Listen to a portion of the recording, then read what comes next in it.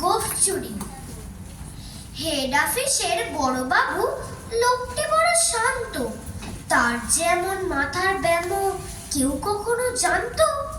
দিব্যি ছিলেন খোশ মেজাজে, চেয়ারখানি চেপে একলা বসে ঝিমঝিমিয়ে হঠাৎ গেলেন খেপে। আঁতকে উঠে হাত পা ছুঁড়ে চোখটি করে গোল, হঠাৎ বলেন, গেলুম গেলুম আমায় ধরে তোল। তাই শুনে কেউ বদ্যি ডাকে, কেউ বা হাঁকে পুলিশ, কেউ বা বলে কামড়ে দেবে সাবধানেতে তুলিস। ব্যস্ত সবাই এদিক ওদিক করছে ঘোরাঘুরি, বাবু হাঁকেন, ওরে আমার গোঁফ গিয়েছে চুরি। গোঁফ হারানো আজব কথা, তাও কি হয় সত্যি? গোঁফ জোড়া তো তেমনি আছে, কমেনি এক রত্তি।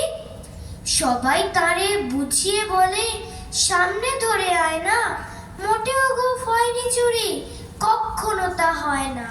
রেগে আগুন তেলে বেগুন তেরে বলেন তিনি, কারো কথা তার ধারে নেই, সব বেটাকেই চিনি।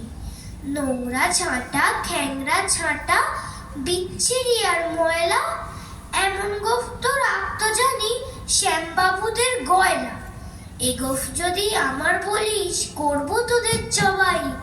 এই না বলে জরিমানা করলেন তিনি সবাই। ভীষণ রেগে বিষম খেয়ে দিলেন লিখে খাতায়, কাউকে বেশি লাই দিতে নেই, সবাই চড়ে মাথায়। অফিসের ওই বাঁদরগুলো মাথায় খালি গোবর, গোঁফ জোড়া যে কোথায় গেল কেউ রাখে না খবর।